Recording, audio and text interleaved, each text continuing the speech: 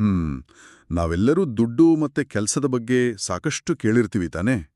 ಆದರೆ ಆ, ಜಗತ್ತಿನಲ್ಲಿ ಯಾವುದೇ ದುಡ್ಡು ಅಂದ್ರೆ ಸಂಬಳ ಇಲ್ಲದೆ ನಡೆಯುವ ಕೆಲವು ಅತಿ ಮುಖ್ಯವಾದ ಕೆಲಸಗಳಿವೆ ಗೊತ್ತಾ. ಈ ಒಂದು ವಿಶೇಷವಾದ ಸೂಪರ್ ಪವರ್ ಬಗ್ಗೆ ಇವತ್ತು ನಮ್ಮ ಈ ಆಳವಾದ ಡೀಪ್ ಡೈವ್ ಚರ್ಚೆಯಲ್ಲಿ ತಿಳಿದುಕೊಳ್ಳೋಣ. ಖಂಡಿತ. ನಮ್ಮ ಈ ಡೀಪ್ ಡೈವ್‌ನ ಮುಖ್ಯ ಉದ್ದೇಶ ಕೂಡ ಅದೇ. ಅಂದ್ರೆ ನಾನ್ ಎಕನಾಮಿಕ್ ಆಕ್ಟಿವಿಟೀಸ್ ಅಂದ್ರೆ ಏನು? ಮತ್ತೆ ಅವು ನಮ್ಮ ಪ್ರಪಂಚವನ್ನು ಹೇಗೆ ತುಂಬಾ ಸುಂದರವಾಗಿಸುತ್ತವೆ ಅಂತ ಅರ್ಥ ಮಾಡ್ಕೊಳ್ಳೋದು. ಕರೆಕ್ಟ್. ಈ ನಾನ್ ಎಕನಾಮಿಕ್ ಆಕ್ಟಿವಿಟೀಸ್ ಅಂದ್ರೆ ಕೇಳಕ್ಕೆ ಸ್ವಲ್ಪ ದೊಡ್ಡ ಪದ ಅನ್ಸ್ಬೋದು, ಆದ್ರೆ ಇದು ನಮ್ಮ ದಿನನಿತ್ಯದ ಬದುಕಿನಲ್ಲಿ ನಡೀತಾನೆ ಇರುತ್ತೆ. ಹೌದು. ದಿನ ಬೆಳಗಾದ್ರೆ ನಾವು ಇದನ್ನ ನೋಡ್ತೀವಿ. ಉದಾಹರಣೆಗೆ ಅಮ್ಮ ಬೆಳಗ್ಗೆ ಬೇಗ ಎದ್ದು ಬಿಸಿ ಬಿಸಿ ದೋಸೆ ಮಾಡ್ಕೊಡ್ತಾರೆ. ಬಿಸಿ ದೋಸೆ ಅಂದ್ರೆ ಎಲ್ಲರಿಗೂ ಇಷ್ಟ ಅಲ್ವಾ? ನಿಖರವಾಗಿ. ಅಥವಾ ಚಿಕ್ಕ ಮಕ್ಕಳು ಅಜ್ಜ ಅಜ್ಜಿಗೆ ಪ್ರೀತಿಯಿಂದ ಒಂದು ಸುಂದರವಾದ ಚಿತ್ರ ಬಿಡಿಸ್ಕೊಡ್ತಾರೆ. ಹೌದು. ಇದಕ್ಕೆ ಯಾರೂ ಕೂಡ ಬಿಲ್ ಕೇಳಲ್ಲ ಅಲ್ವಾ. ಯಾಕೆ ಹೀಗೆ ಯಾವುದೇ ಸಂಬಳ ಇಲ್ಲದೆ ಕೆಲಸ ಮಾಡ್ತಾರೆ ಅಂತ ನಾನು ಯೋಚನೆ ಮಾಡ್ತಿದ್ದೆ. ತುಂಬಾ ಒಳ್ಳೆ ಪ್ರಶ್ನೆ ಇದು. ಇದನ್ನೇ ನಾವು ನಾನ್ ಎಕನಾಮಿಕ್ ಆಕ್ಟಿವಿಟೀಸ್ ಅಂತ ಕರೆಯೋದು.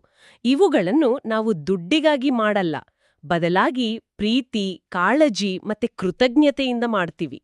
ಓಹೋ, ಅಂದ್ರೆ ಇದು ಕೇವಲ ಪ್ರೀತಿಗೋಸ್ಕರ ಮಾಡೋ ಕೆಲ್ಸ. ಹೌದು. ಮನೆಯಲ್ಲಿ ಮಾಡುವ ಆ ಹೌಸ್ ಹೋಲ್ಡ್ ವರ್ಕ್ ಇರಬಹುದು, ಅಥವಾ ಕೇರ್ ಗಿವಿಂಗ್ ಅಂದ್ರೆ ಹುಷಾರಿಲ್ಲದವರನ್ನು ನೋಡ್ಕೊಳ್ಳೋದು. ಓ, ಅಥವಾ ನಮ್ಮ ಮುದ್ದಾದ ಪ್ರಾಣಿಗಳನ್ನು ನೋಡ್ಕೊಳ್ಳೋದು ಕೂಡ ಇದಕ್ಕೆ ಸೇರುತ್ತಾ? ಖಂಡಿತ ಸೇರುತ್ತೆ.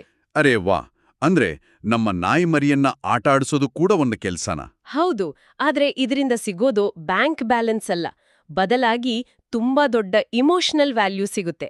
ಇದನ್ನೇ ನಮ್ಮ ಸಂಸ್ಕೃತಿಯಲ್ಲಿ ಸೇವಾ ಅಂತ ಕರೀತಾರೆ. ಅಂದ್ರೆ ಯಾವುದೇ ಸ್ವಾರ್ಥ ಇಲ್ಲದೆ ಮಾಡೋದು. ಸೂಪರ್. ಅಂದ್ರೆ ಮನೆಯಲ್ಲಿ ನಾವು ಹೀಗೆ ಪ್ರೀತಿಯನ್ನ ಕೆಲ್ಸ ಮಾಡಿ ಖುಷಿ ಪಡ್ತೇವೆ.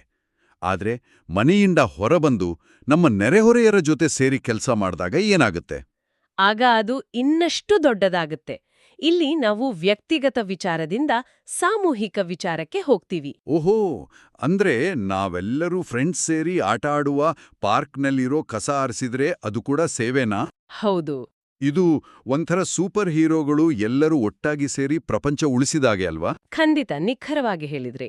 ಇದನ್ನೇ ಕಮ್ಯುನಿಟಿ ಪಾರ್ಟಿಸಿಪೇಷನ್ ಮತ್ತೆ ಕಲೆಕ್ಟಿವ್ ಎಫರ್ಟ್ ಅಂತಾರೆ. ಕಮ್ಯುನಿಟಿ ಪಾರ್ಟಿಸಿಪೇಷನ್ ಅಂದ್ರೆ ಎಲ್ಲರೂ ಒಟ್ಟಾಗಿ ಸೇರಿ ಆಟ ಆಡ್ತಾ ಕೆಲಸ ಮಾಡೋದು ಅಲ್ವಾ?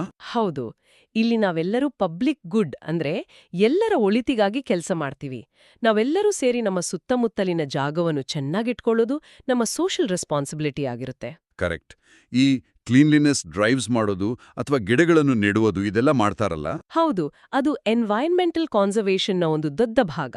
ನಾವು ಒಟ್ಟಾಗಿ ಹೀಗೆ ಕೆಲಸ ಮಾಡಿದಾಗ ಎಲ್ಲರ ಕ್ವಾಲಿಟಿ ಆಫ್ ಲೈಫ್ ಅಂದ್ರೆ ಬದುಕು ತುಂಬಾ ಖುಷಿಯಾಗಿ ಮತ್ತೆ ಆರೋಗ್ಯವಾಗಿರ್ತದೆ. ಅರೆ ವಾಹ್, ಅಂದ್ರೆ ದುಡ್ಡು ಸಿಗದಿಂದ್ರೂ ಕೂಡ ನಾವು ಬೇರೆಯವ್ರಿಗೆ ಸಹಾಯ ಮಾಡಿದ್ರೆ ಈ ಪ್ರಪಂಚವೇ ಒಂದು ಸುಂದರವಾದ ಮತ್ತೆ ಪ್ರೀತಿ ತುಂಬಿದ ಜಾಗ ಆಗತ್ತೆ ಅನ್ನೋದು ತುಂಬಾ ಚೆನ್ನಾಗಿದೆ. ಹೌದು.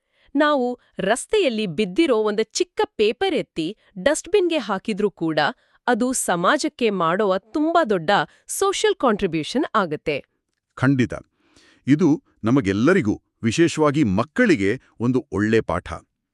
ಇವತ್ತಿನ ಈ ಡೀಪ್ ಡೈವ್ ತುಂಬಾ ಮಜಾವಾಗಿತ್ತು. ನನಗೂ ಕೂಡ ಈ ವಿಚಾರಗಳ ಬಗ್ಗೆ ಮಾತನಾಡಿ ತುಂಬಾ ಖುಷಿಯಾಯಿತು.